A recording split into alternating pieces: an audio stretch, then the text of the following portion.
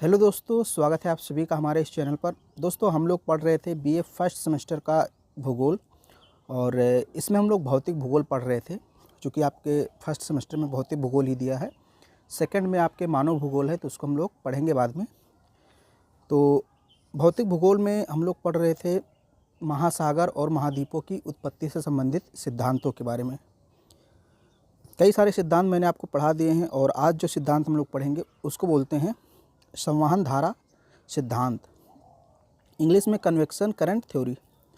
तो ये सिद्धांत बहुत इंपॉर्टेंट है क्योंकि अभी और भी कई सिद्धांत आपको पढ़ने हैं इसके बाद, जैसे सागर नित्तल प्रसरण सिद्धांत एक है, फिर प्लेट टेक्टोनिक जो सबसे इम्पॉर्टेंट है और सबसे ज़्यादा प्रसिद्ध भी है, माना जाता है, तो उसको भी पढ़ना है। तो अगर ये सिद्धांत आपको समझ में आ गया, संवहन धारा सिद्धांत, तो आगे के और भी सिद्धांत आपको आसानी से समझ में आ जाएंगे।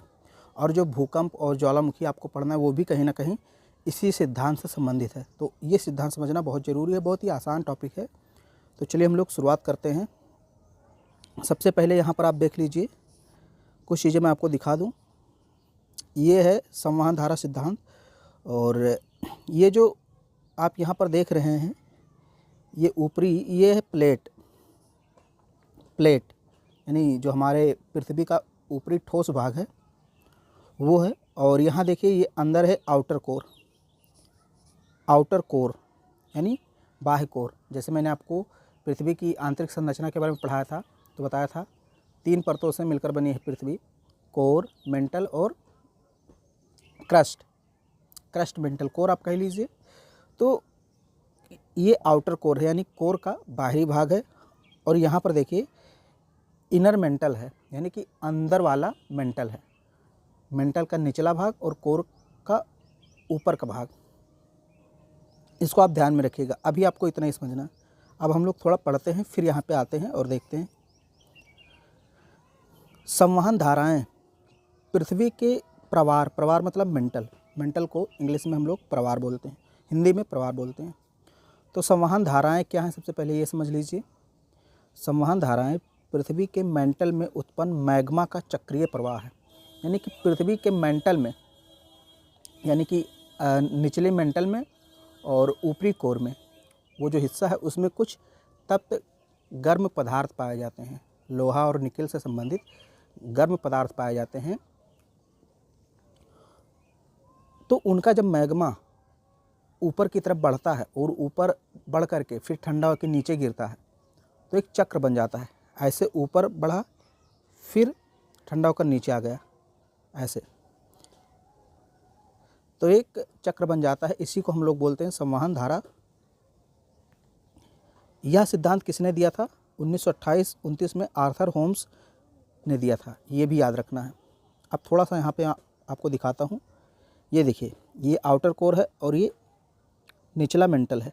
तो इसमें कुछ रेडियो एक्टिव तत्व पाए जाते हैं, पदार्थ पाए जाते हैं। रेडियो एक्टिव तत्व मतलब जो स्वतः क्रियाशील रहते हैं, एक्टिव रहते हैं और ऊष्मा का उत्सर्जन करते रहते हैं, ऐसे पदार्थ पाए जाते हैं इस हिस्से में।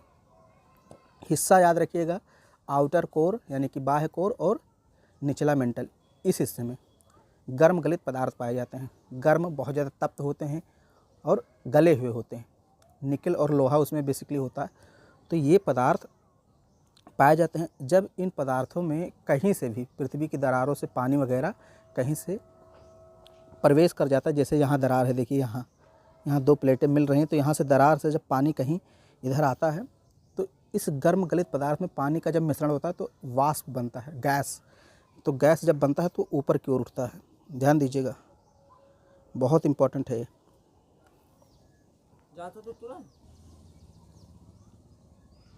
सॉरी थोड़ा डिस्टर्बेंस के लिए। तो मैं आपको बता रहा था कि पृथ्वी के आंतरिक भाग में जो आपका मेंटल वाला हिस्सा है, निचला मेंटल और ऊपरी कोर का, वहाँ पे गर्म गलित पदार्थ पाए जाते हैं यहाँ पर।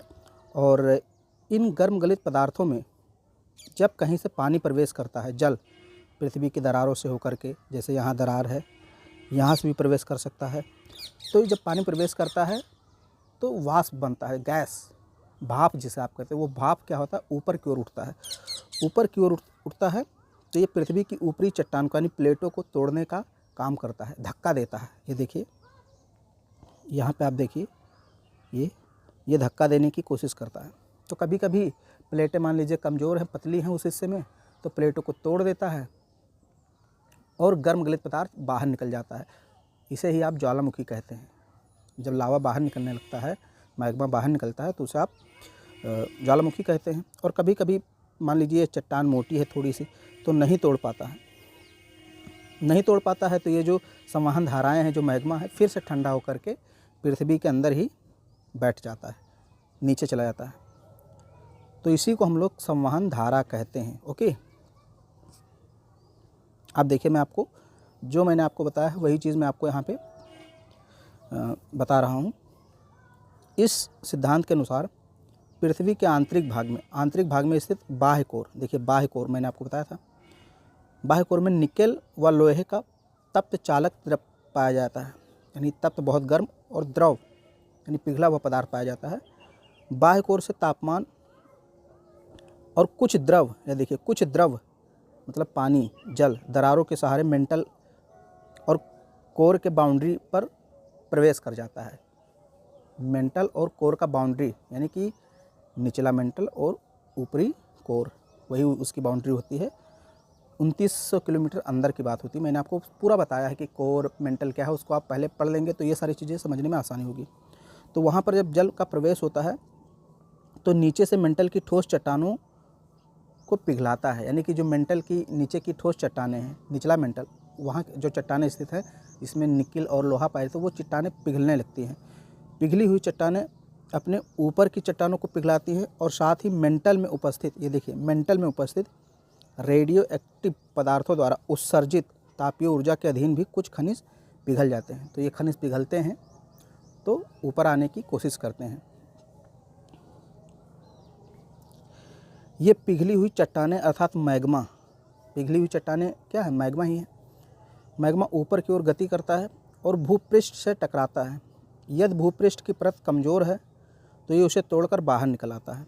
मैंने आपको बताया था कि अगर भूपृष्ठ की जो प्लेटें हैं ऊपरी, अगर वो कमज़ोर हैं, सतह कमज़ोर है, तो उसको तोड़कर ऊपर निकल आता है। और यदि भूपृष्ठ अधिक कठोर हो तो उसे तोड़ नहीं पाता, उससे टकराकर क्षैतिज गति करता है। और क्षैतिज गति करते हुए जब इसका तापमान कम हो जाता है तो यह पुनः नीचे की ओर गति करता है तथा नीचे पहुंचकर अधिक तापमान के कारण तरल हो जाता है और दोबारा ऊपर की ओर गति करता है। यह प्रवाह लगातार चलता रहता है, इसे ही संवहन धारा कहते हैं। मान लीजिए ये प्लेट है आपका, ये प्लेट है और यहाँ आपका गर्म गलित पदार्थ यानी कि मैग्मा जमा है। तो मैग्मा ऐसे ऊपर उठा, ऐसे उठा ऊपर, ऐसे मैग्मा ऊपर उठेगा। अगर ये चट्टान कमज़ोर है तो इसको तोड़ देगा और मैग्मा बाहर निकल जाएगा, जिसे आप ज्वालामुखी विस्फोट कहते हैं। और मान लीजिए ये चट्टानें बहुत मजबूत हैं, मोटी हैं, तो इसको नहीं तोड़ पाएगा, झटका देगा, तो आप भूकंप का एहसास करेंगे। और नहीं तोड़ पाएगा तो ये संवहन धाराएँ ऐसे फिर वापस लौट आएंगी। फिर यहाँ चूँकि नीचे का हिस्सा गर्म है तो यहाँ से फिर से वो चट्टानें पिघलेंगी और फिर से यही प्रक्रिया ऐसे ऐसे चलती रहेगी, ऐसे से। तो इसी को एक प्रकार से धारा का प्रवाह कह सकते हैं। धारा का प्रवाह, संवहन धारा इसी को कहते हैं। धारा मतलब क्या, बहने वाली धारा।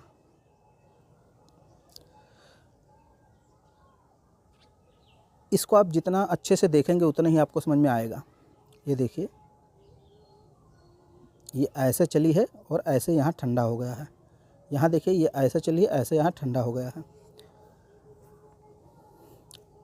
अब इसके आगे थोड़ा सा हम लोग पढ़ते हैं। होम्स के अनुसार, यानी जो आर्थर होम्स जिन्होंने ये सिद्धांत दिया था, उनके अनुसार संवहन धाराएं दो प्रकार की होती हैं। यानी ये जो धाराएं होती हैं दो प्रकार की होती हैं, एक तो अपसारी संवहन धारा और दूसरा अभिसारी संवहन धारा। डाइवर्जेंट कन्वेक्शन करंट और कन्वर्जेंट कन्वेक्शन करंट। अब अपसारी का मतलब क्या होता है, अपसारी संवहन धारा मतलब जब दो धाराएं दूर जा रही हों एक दूसरे से। अपसारी का मतलब मान लीजिए एक धारा इधर जा रही है और एक धारा इधर जा रही है, तो ये दूर जा रही है, तो इसको अपसारी संवहन धारा कहते हैं। और इसके बाद अभिसारी आएगा। अभिसारी का मतलब दो धाराएं मिल रही हों, ऐसे। तो थोड़ा सा ध्यान दीजिए, मैं आपको समझा देता हूँ फिर पढ़ाता हूँ।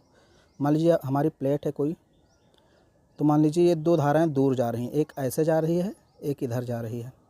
तो ये प्लेटों को खींचने का काम करेंगी, एक इधर ले जाएगा और एक इधर ले जाएगा, तो प्लेटें बीच से टूट जाएंगी क्योंकि एक इधर बल लगा रहा है, एक इधर बल लग रहा है, तो प्लेटें टूट जाएंगी और बीच में क्या बन जाएगा, खाई बन जाएगा, भ्रंश बन जाएगा। इसके विपरीत मान लीजिए एक प्लेट ये है और एक प्लेट ये है और एक धारा इधर से लग रही है और एक धारा ये अभिसारी है, ये दूसरा वाला प्रकार है। तो इस प्रकार का जो बल लगता है वो दोनों प्लेटों को मिलाता है, तो मिलने से प्लेटें क्या होती, मोड़ आता है, यहाँ पर्वत पहाड़ कुछ भी निर्मित हो जाएगा। ओके, ऐसे मान लीजिए आपकी प्लेट है और एक संवहन धारा ऐसे इधर आ रही है, एक इधर, तो ये मिला रही है इस इधर से इधर, तो ये फोल्ड हो जाएगा, ऐसे मुड़ जाएगा, सिकुड़ जाएगा एक प्रकार से।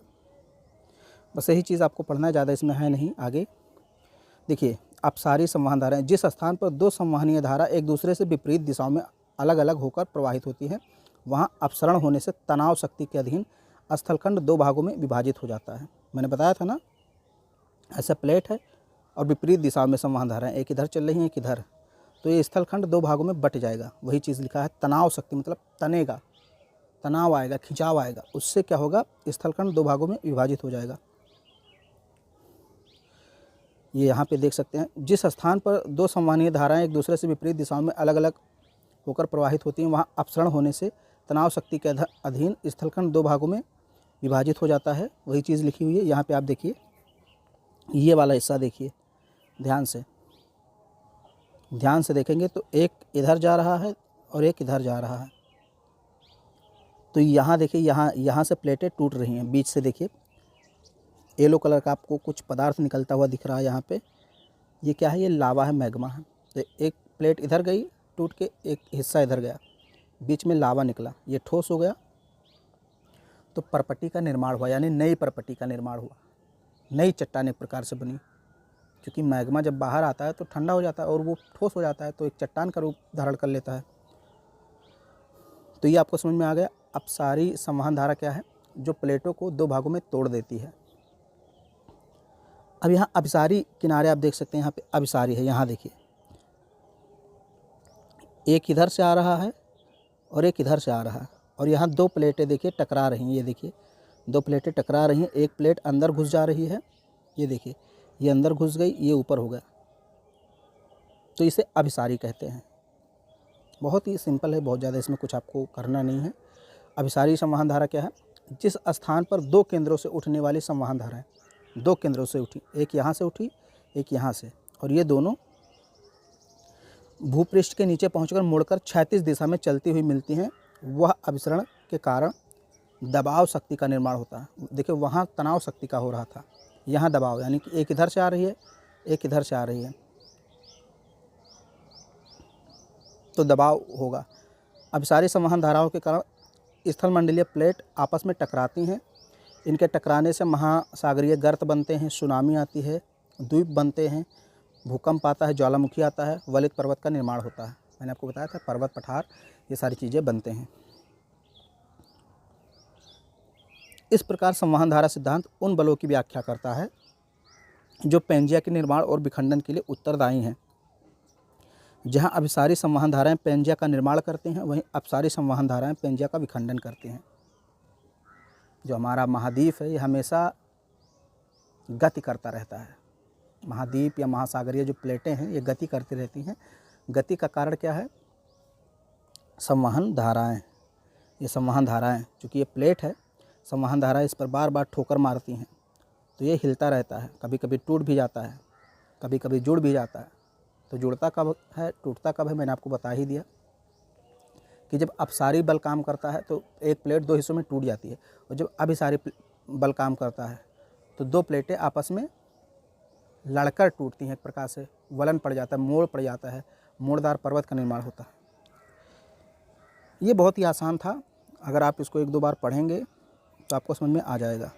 अब कुछ इसकी आलोचनाएं हैं, कुछ इसकी कमियां हैं, इसको देख लेते हैं। जैसे संवहन धाराओं की दिशा व वेग हमेशा एक समान नहीं रहता है, परिवर्तित होता रहता है।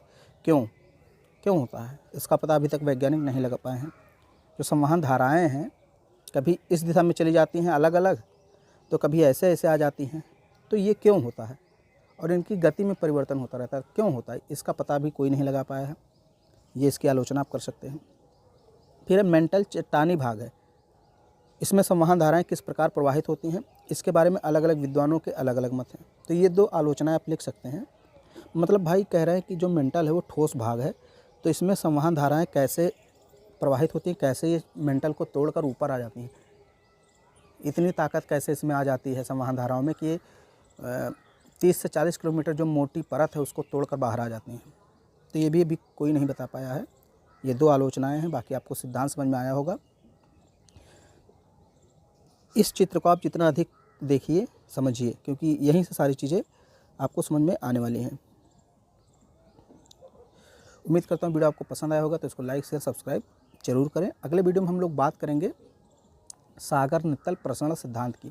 फिर उसके बाद अपना एक लास्ट टॉपिक बचेगा प्लेट टेक्टोनिक थ्योरी, तो उसके बारे में हम लोग लास्ट में बात कर लेंगे। फिर उसके बाद आपका ज्वालामुखी, भूकंप, ये सारी चीज़ें और फिर चट्टानों के बारे में, ये सब भी हम लोग पढ़ने वाले हैं।